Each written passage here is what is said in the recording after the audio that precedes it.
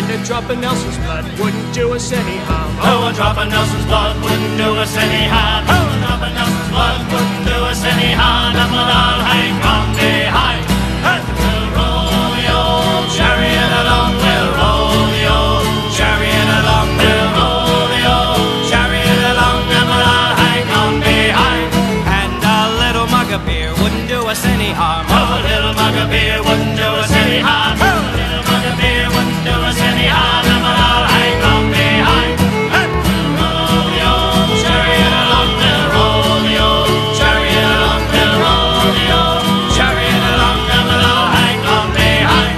Well, Lord, play the Irish stew wouldn't do us any harm. Oh, play the Irish stew wouldn't do us any harm. No. Today I'm going to show you how to run a still and make your own liquor. Although this is a fairly long process, it's actually fairly simple in how it works. In order to do this, some of the materials that you'll need will be some kind of glass jugs or containers to keep this in, and also to let them ferment in.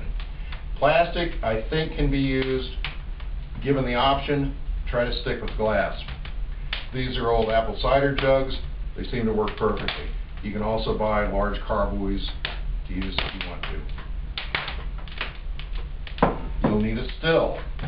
I purchased this online from Bristol Biofuels, and it works real well. It's a little kitchen pot still. Your main ingredients for making this is going to be yeast. And of different kinds of yeast, you can get, some people prefer champagne yeast, brewer's yeast.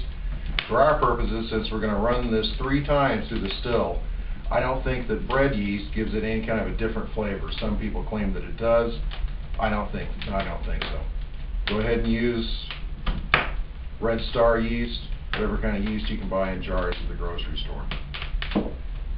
The yeast is going to react with sugar. So basically any kind of cane sugar will do. You can also do it directly from fruits or any kind of starchy foods. And also with that, I add a little bit of corn. There's different kinds of corn that you can use. This is Osage red corn. It's a flour corn. I've crushed this and put it in before. I've also just used regular cracked corn that you can buy from a feed store, as long as it doesn't have any additives in it. Once your liquor is distilled, you'll want to age it for a little while. And in order to do that, you'll need some kind of an oaken cask. I'll show you that as we get to that point in the process. Let's go get started. The first step in making liquor is to make a mash. Basically all that is a combination of yeast, sugar, and warm water. I put in some cracked corn, or some kind of corn for a little bit of flavor. Some people could put in wheat.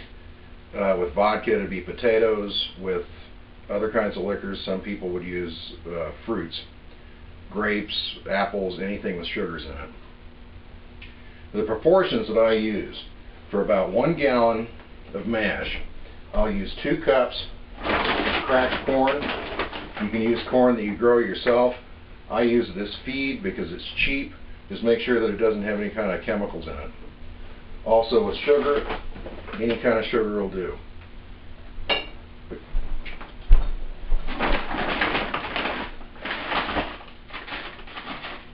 For my mixture, I use 2 cups corn and 2 cups sugar per gallon.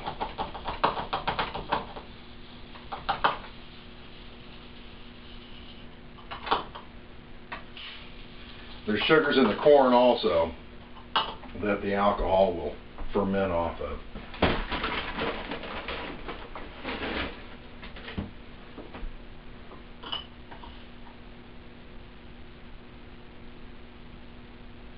I sometimes mix this mash in a trash can, which to a certain extent is a little bit easier.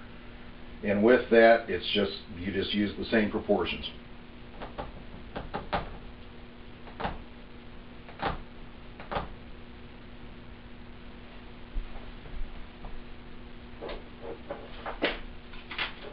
And then lastly with the yeast, any kind of yeast will do. It tends to be a little bit cheaper coming out of a jar like this. I use about 2 tablespoons per gallon.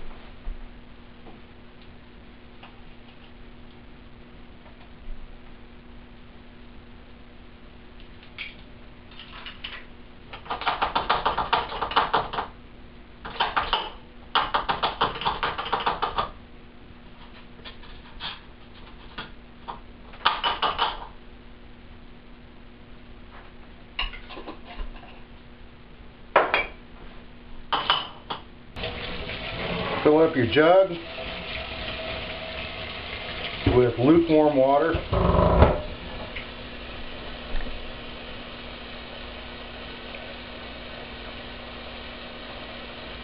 And leave a little extra space up here at the top so that as it ferments and begins bubbling, it'll have enough space for the foam that'll develop in there.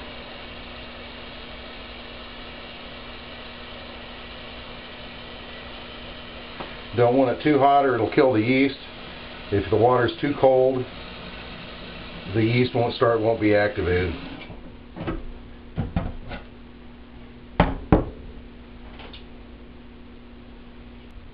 Once you filled it with water, leave a little bit of extra space up there at the top, and frankly I shouldn't have filled this quite as high as it is, because once the yeast starts activating, it'll start bubbling up to the top there as it ferments.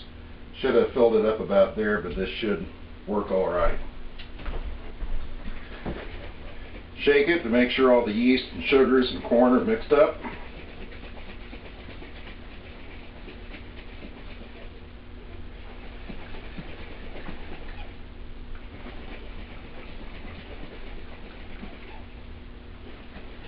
Once you've shaken and mixed it good,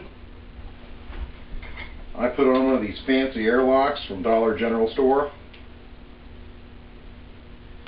Just put that over the top, and so that the carbon dioxide can escape as this ferments.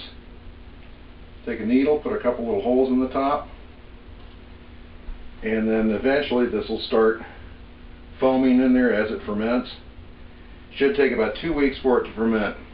The balloon will fill up and be blown up a little bit, and after about 2 weeks the balloon will deflate. With that, you're ready to do your first run through the still of the liquor. It's been about 15 minutes. You can see this is starting to bubble up in here. You get a little bit of foam on the top, and the balloon has expanded, and they don't get any bigger than that if it's being done right.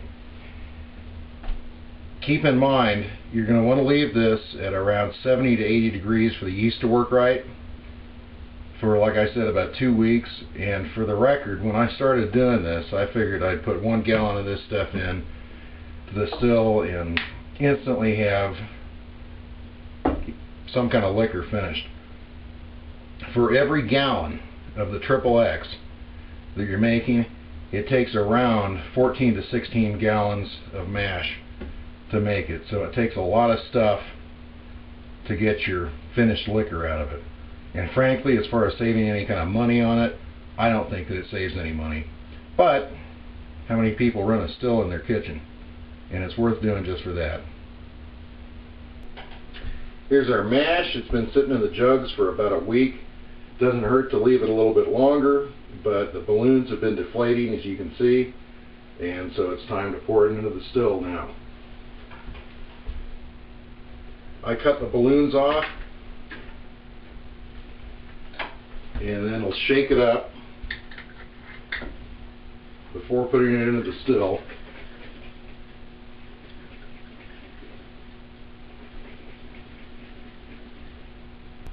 On the first run, when you put it into the still, I use a sieve. I had a few times just poured it straight into the still because I thought that actually cooking the corn might help